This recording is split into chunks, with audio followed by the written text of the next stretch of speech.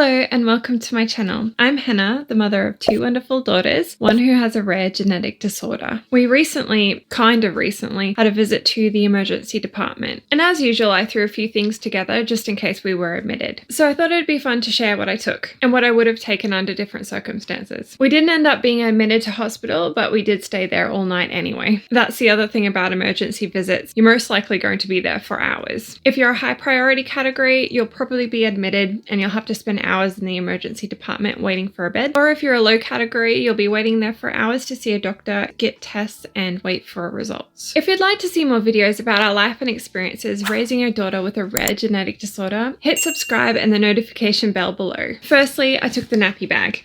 That's a given. Before we left, I checked and made sure we had a few things. Mabel's muslin, nappies, nappy bag, wipes, Panadol. Our hospital doesn't have the sugar-free children's version, so we always carry this around with us just in case. Phone chargers, Mabel's red book. That's her personal healthcare record, although it's pretty much digital anyway. The emergency healthcare plan for Mabel's keto, and a few other things that I always have packed in the nappy bag, like lip balm and a few little toys, that kind of stuff. Our children's hospital is really good. They supply things like nappies and wipes. Whenever we run out, they've always looked after us. I usually don't pack nappies in case of admission. On the ward, the nurses like to weigh the output, and since we use reusable nappies, you can't really weigh them. They all weigh a little bit different. Some other things we usually take: Mabel's medications, imitation vanilla essence and stevia to prepare her medications with, about a day's worth of Mabel's keto formula, water, Mabel's cup, our scales, and coffee, because it was late and I needed some brain juice for the doctors. At our children's hospital, they do have snacks available for children and adults. But since Mabel is on keto, we need to bring her food for any time that we spend in the emergency department. If we end up getting admitted, they usually have food on the ward to cover special diets. So normally I wouldn't bring so much keto formula. But Mabel has just started a formula that's new to our healthcare system. So the hospital doesn't have a lot of stock of it. At least they didn't last time we were admitted. With her medications, they don't always have the keto versions readily available. Potassium citrate in particular isn't always on the ward,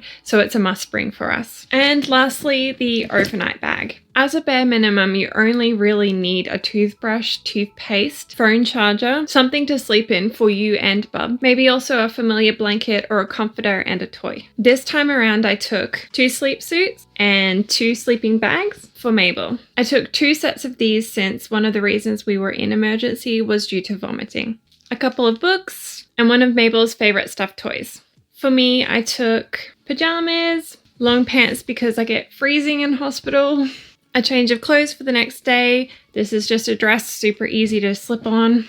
Earphones, a hairbrush, and toiletries.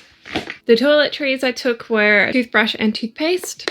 I have a little container of body wash that I just top up and it sits in the toiletry bag ready to go. Facial cleanser and facial scrub. My night skincare, which is a toner, vitamin C serum, and night cream. This isn't the one that I packed. I finished it and I'm trying this new one. And I also packed an overnight mask. I figured it'd be perfect for the dry hospital environment, so I decided not to skip bringing in. I also took my daily facial moisturizer and my sunscreen, plus some hair ties that just live in the toiletries bag with the body wash. All of this stuff was a bit extra, but I'm so used to packing for hospital I don't even think about it. And in the end, with how often we've been admitted to hospital, keeping up with some self-care and routine has been really good for my mental health. This was the first hospital visit where I didn't bring my youngest along with me. Since she's been born, she's tagged along to every appointment, emergency visit, and boarded with me for every hospital admission. So usually what I would also bring for her is some toys, whatever she's into at the time, some spare clothes. Since she's breastfed, I haven't needed to bring her any food or snacks or things like that. And we also end up grabbing a few disposable nappies for her while we're staying. If you're wondering why my partner doesn't stay, he's a light sleeper